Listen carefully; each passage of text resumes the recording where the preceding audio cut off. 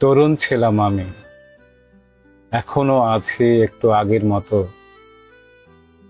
এড়াতে চাইলেও শরীরের ভাঁজ শুধু দেখা যায়।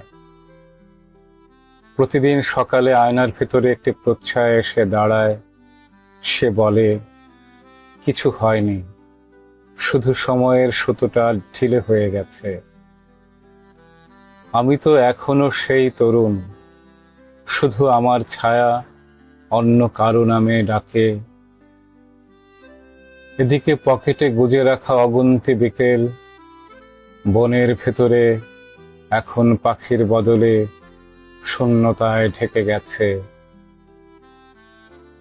আমার বাড়িতে একটি ঘড়ি আছে, সে প্রতি রাতে আমার বয়স খেয়ে ফেলে, আর ভোরে জানালায় রেখে যায় কিছু সাদা ধুলো।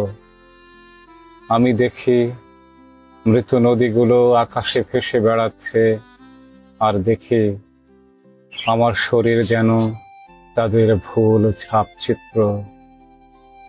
আমি আয়নার দিকে তাকাই, সেই প্রচ্ছায়া মিছে বলে কিছু হয়নি, শুধু সময়ের জামাটায় বিষণ্ণতা জমেছে।